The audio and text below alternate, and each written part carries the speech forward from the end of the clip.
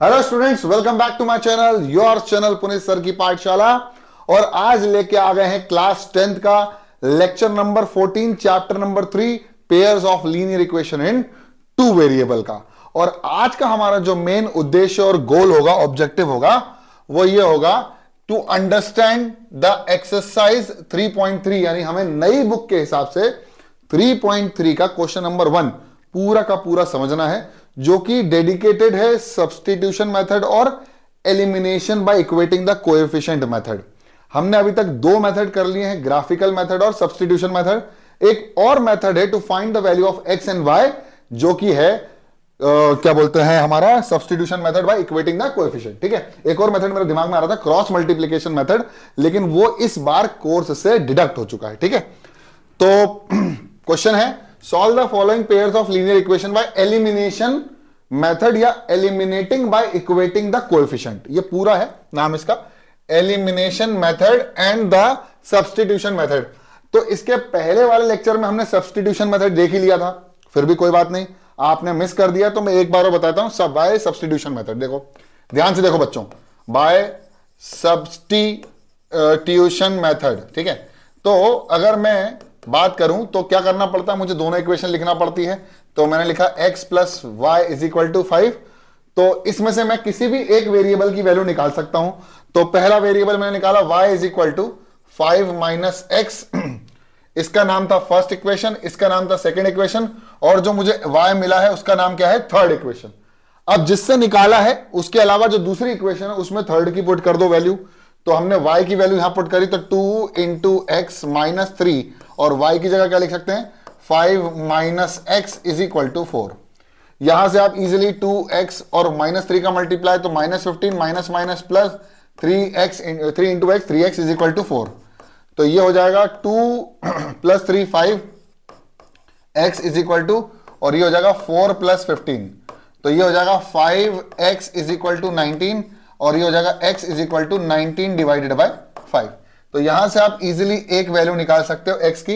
अब अगर आपको x की जगह y भी निकालना हो तो जहां यहां ये है इसमें पुट कर दोगे, तो y बराबर 5 माइनस एक्स, तो ये हो जाएगा 19 अपॉन 5, 5 5 हो जाएगा 25, 25 माइनस 19 अपॉन 5।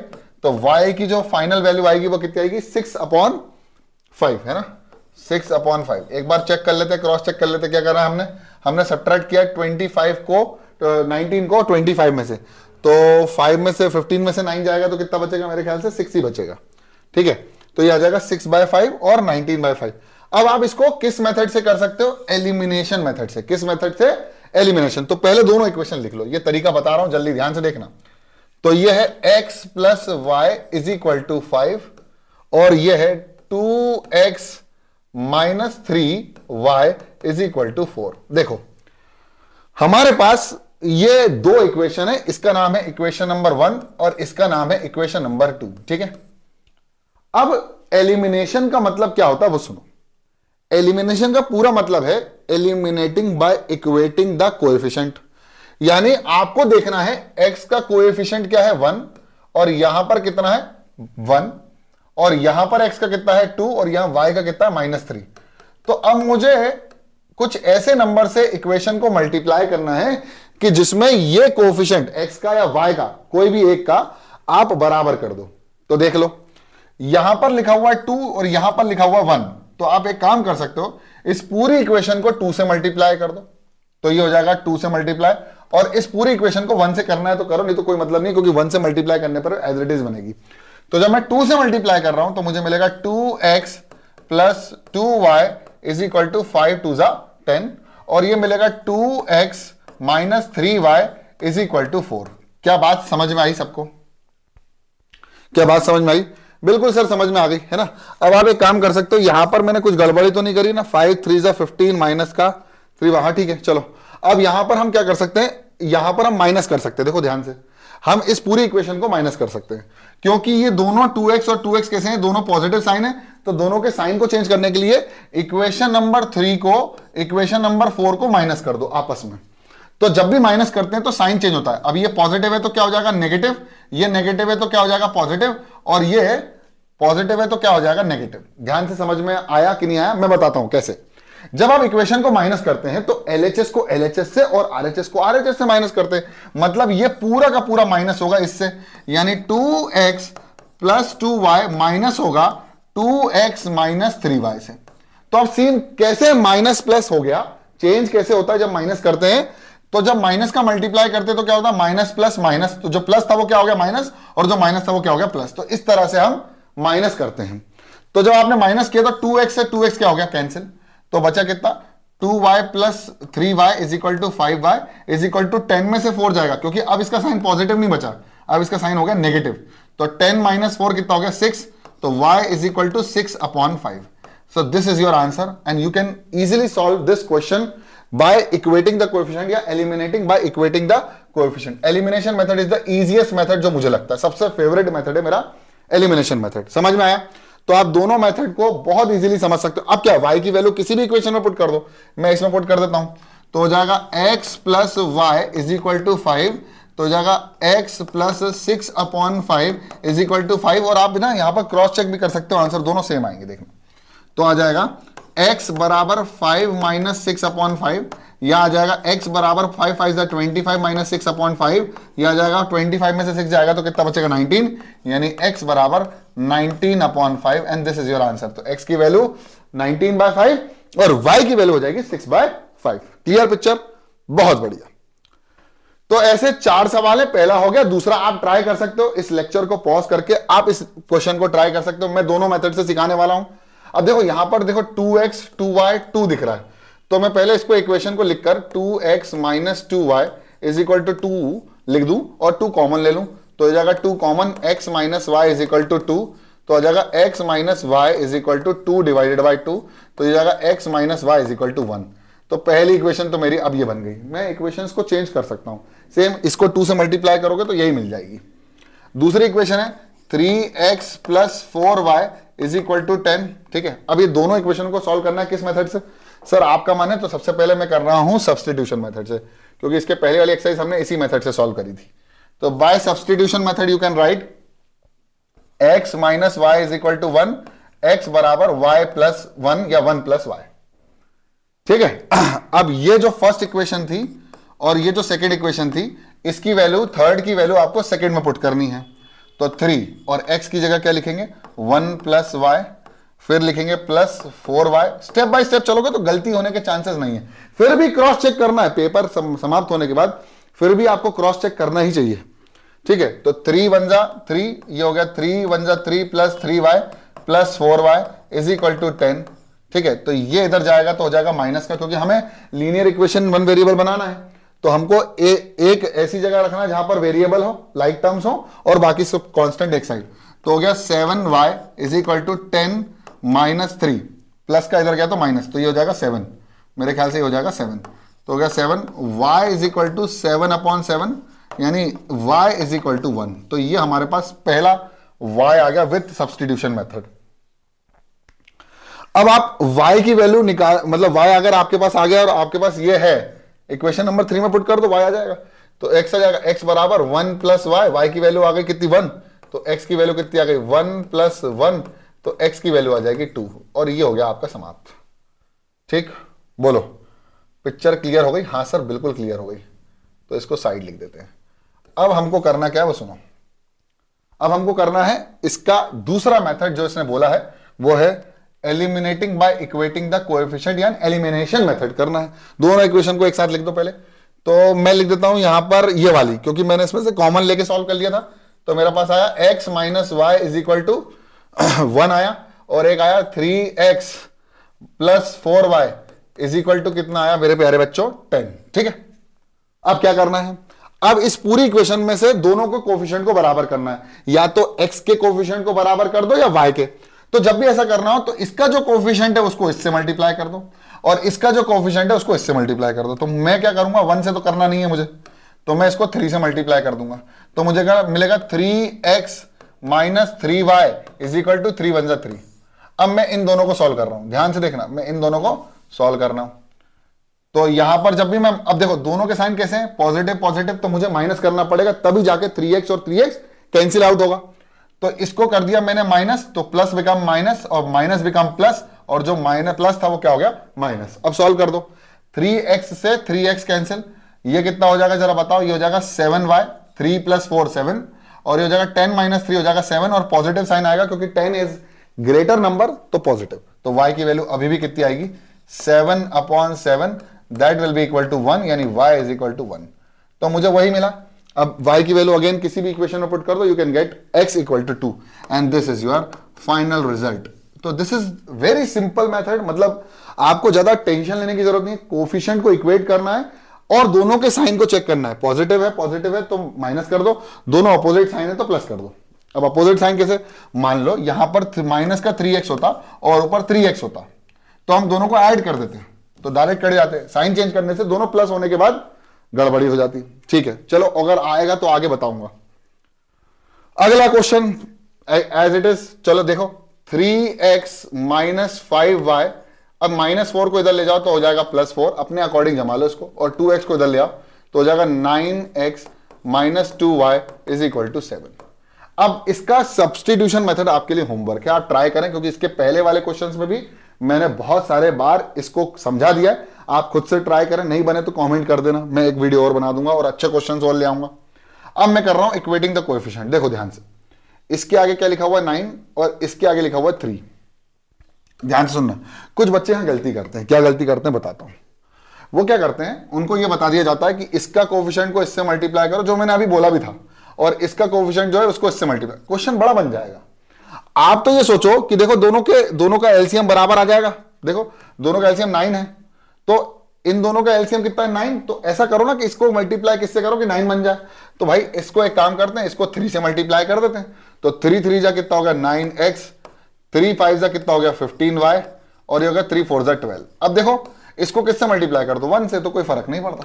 अब आपका दोनों इक्वेशन कोएफिशिएंट बराबर हो गए, तो ये सॉल्व हो रहा है। अब तो दोनों ऐड है, देखो प्लस है, ये भी प्लस ये भी प्लस। अगर दोनों साइन सेम हो, माइनस माइनस भी हो या प्लस प्लस भी हो, तो एक बार माइनस करो यानी साइन चेंज कर दो। तो ये पॉजिटिव क्या बन गया नेगेटिव, जो नेगेटिव था वो क्या बन गया पॉजिटिव, और जो पॉजिटिव था वो क्या बन गया नेगेटिव। अब ध्यान से देखिए यहां पर 9x से 9x कैंसिल, तो ये प्लस माइनस हो गया माइनस, और दोनों साइन में से पॉजिटिव साइन आएगा, क्योंकि 15 में से 2 जाएगा तो कितना बचेगा 13y इज इक्वल टू 12 में से 7 जाएगा तो कितना बचेगा माइनस का 5, 7 5 12। ठीक है, तो y की वैल्यू हो जाएगी माइनस का 5/13 and this is your y। ठीक है, यहां पर आपका आ गया y। अब क्या कर सकते हो आप, x की वैल्यू पुट करने के लिए या x की वैल्यू निकालने के लिए आप कहीं पर भी पुट कर दो, इनमें दोनों तीनों इक्वेशन में से कहीं पर। तो मैं कर रहा हूं 3x - 5y is equal to 4। मैं y की वैल्यू पुट कर रहा हूं तो हो जाएगा 3x - 5 इंटू, यह आ जाएगा minus of 5/13 is equal to 4। तो आ जाएगा 3x, और ये हो जाएगा माइनस माइनस हो जाएगा प्लस, और ये हो जाएगा 5 5 जा 25/13। ठीक है, इज इक्वल टू 4, और 13 का एलसीएम ले लेंगे यहां पर, तो 13 3 जा 39x plus 25/13 is equal to 4। ठीक है, तो ये हो जाएगा मेरे प्यारे बच्चों 39x इज इक्वल टू 13 ऊपर जाएगा 4 से मल्टीप्लाई होगा, तो 13 4 जा कितना होता है 42 है ना, 13 4 जा 42। चेक कर लो एक बार, 3 4 जा 12 कैरी और 1 4 1 जा 52, 13 4 जा 52।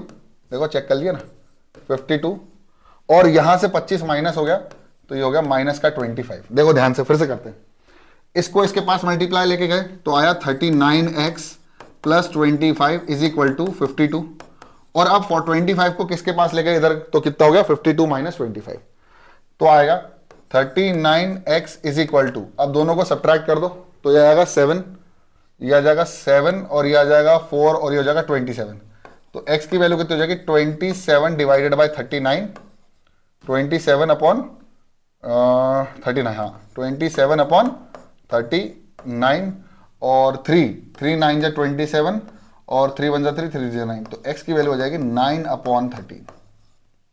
बोलो पिक्चर क्लियर है? हाँ 100% परफेक्टली क्लियर है। तो y की वैल्यू आ रही है -5/13 और x की वैल्यू आ रही है 9/13। अब आप लोगों को थोड़ा सा याद होगा, इंट्रोडक्शन वीडियो में मैंने बताया भी था कि ये 9/13 x की वैल्यू और y की वैल्यू क्या है। तो ये कोऑर्डिनेट हैं उस पॉइंट के जहां पर ग्राफ पर दोनों लाइन क्या कर रही हैं, इंटरसेक्ट कर रही है, और ये इंटरसेक्टिंग लाइन है, इसका मतलब इसके कितने सॉल्यूशन होंगे, यूनिक सॉल्यूशन होगा। और यूनिक सॉल्यूशन की कंडीशन क्या है, a1/a2 is not equal to b1/b2। तो ये चीज आपको दिमाग में रखनी है, कोई पूछे या ना पूछे, आपको दिमाग में सेट करके इसको रखना है। अगला क्वेश्चन इजी है। देखो डर लगता है इस क्वेश्चन को देख के, ऐसा लगता है कि यार बहुत गंभीर तो आंसर नहीं हो सकता इसका, लेकिन ऐसा कुछ भी नहीं है। क्यों सर, यहां एलसीएम ले लो ना, सॉल्व कर लो। तो 3 2 जा कितना हो गया 6, और 3x हो गया, और ये हो गया 4y, और ये हो गया माइनस का 1 और -6 हो गया इधर, तो ये हो जाएगा 3x - 4y is equal to -6। देखो ध्यान से, 3x - 4y is equal to -6। तो पहली इक्वेशन बन गई। अब यहां पर भी कर लो एलसीएम, तो 3 × x तो हो गया 3x, ये हो गया -y इज इक्वल टू 3 3 जा 9। तो अब इक्वेशन को बहुत सिंपल बना लिया मैंने। आपको लग रही थी फ्रैक्शन में डर लग रहा था क्वेश्चन को देख के, अरे डरने वाली बात नहीं, अपने हिसाब से फिर से सिंपल बना लो। देखो फिर से बताता हूं, पहले यहां लो एलसीएम, तो कितना आ जाएगा 2 और 3 का एलसीएम 6, जब इससे डिवाइड करेंगे तो 3, तो 3 का मल्टीप्लाई 3x से और 2 का मल्टीप्लाई y से, तो 2 2 जा 4 इज इक्वल टू -1, 6 इधर गया तो आएगा 3x + 4y is equal to -1 जा -6 इंटू 1 -1 इंटू 6 -6। ऐसे यहां पर भी कर देंगे, तो देखो ये हो जाएगा 3x - y/3 is equal to 3, तो हो जाएगा 3x - y is equal to 3 3 जा 9। तो ये आ गया 3x - y is equal to 9। अब ध्यान से देखिए, बिल्कुल ध्यान से देखिए। अब मैं y एलिमिनेट करके दिखाता हूं आपको। यहां इस इक्वेशन में यहां क्या लिखा हुआ है 4, यहां क्या लिखा हुआ है -1। आप इक्वेटिंग द कोएफिशिएंट कर रहे हो, मेरे को 4 और 4 को बनाना है, तो नीचे 4 से मल्टीप्लाई कर दूं। तो देखो इसको 4 से मल्टीप्लाई करता हूं, इसको 1 से रहने देता हूं, तो क्या बनेगा देखो ध्यान से, ऊपर वाला एज इट इज, तो आएगा 3x + 4y is equal to -6। अब 4 से मल्टीप्लाई कर रहा हूं नीचे। एक्चुअली मैं इस क्वेश्चन को डायरेक्ट भी कर सकता था, क्योंकि 3 और 3x दोनों इक्वेट थे, तो मैं इसको डायरेक्ट माइनस करके सॉल्व कर सकता था, नहीं किया मैंने। क्यों? क्योंकि आपको दूसरा पहलू भी तो बताना पड़ेगा ना, कभी फंस गए तो क्वेश्चन में। तो ये आएगा 4 3 जा 12x, 4 1 जा 4, और लेकिन आंसर आएगा -4 इज इक्वल टू 4 9 जा 36। तो ये आ गया 36। बोलो अभी समझ में आया? हाँ सर समझ में आ गया। 4 से मल्टीप्लाई किया, 3 4 जा 12, 4 1 जा 4 माइनस का, और 9 4 जा 36। अब क्या करना है देखो, ये दोनों तो इक्वेट किए नहीं, ये दोनों इक्वेट किए, ये भी 4 है ये भी 4 है, लेकिन साइन अब अपोजिट है, तो ये पॉजिटिव ये नेगेटिव। अगर मैं साइन चेंज करता हूं, मैं माइनस से प्लस कर देता हूं इसको, तो बेटा अभी दोनों साइन कैसे हो जाएंगे, पॉजिटिव, और कट नहीं पाएंगे, दोनों कैंसिल आउट नहीं होंगे। तो मुझे क्या करना पड़ेगा, इन दोनों इक्वेशनों को डायरेक्टली ऐड करना पड़ेगा। Adding both the equation you will get 4 plus का और 4 माइनस का एक ही साइड है, कैंसिल। 12 + 3 कितना हो जाएगा 15, ये हो जाएगा 15 का x इज इक्वल टू, और इन दोनों को माइनस करेंगे तो आ जाएगा प्लस का 30। बोलो समझ में आया कि नहीं आया? बिल्कुल आ गया। तो x की वैल्यू आ जाएगी 30 divided by 15 and x will be equal to 2, 15 2 जा 30। ठीक। अब y की वैल्यू आप इजीली निकाल सकते हो। कैसे निकाल सकते हो सर? y की वैल्यू कहां से निकाल सकते हो? यहां से निकाल सकते हो। तो देखो ये हो जाएगा 3x - y is equal to 9। अब x की वैल्यू 2 पुट कर दो, तो 3 × 2 की जगह, x की जगह 2 - y इज इक्वल टू 9, तो हो जाएगा 3 2 जा 6 - y is equal to 9। y की वैल्यू निकालनी, y को इधर ले जाओ, 9 को इधर ले आओ, 6 - 9 इज इक्वल टू y, यानी y बराबर -3। And this is your answer, x equal to -3, sorry x equal to 2 और y इज इक्वल टू -3। तो ये वाला समाप्त हो गया क्वेश्चन हमारा। मेरे ख्याल से ये क्वेश्चन ही खत्म हो गया है। इसके बाद इस चैप्टर में आखिरी एक्सरसाइज, मतलब यही वाली एक्सरसाइज का आखिरी क्वेश्चन है, जो कि क्वेश्चन नंबर 2 है। इसमें 5 प्रॉब्लम्स हैं। वो पांचों प्रॉब्लम्स आपको समझना बहुत जरूरी है, इसलिए लेक्चर में बने रहना आगे के लेक्चर्स में। अभी तो ये देख के खुश हो जाओ, समझ में आ गया तो लाइक कर दो, चैनल में तो सब्सक्राइब कर दो। मिलते हैं अगली क्लास में, तब तक के लिए पढ़ते रहो, बढ़ते रहो, देखते रहो पुनीत सर की पाठशाला। जय हिंद।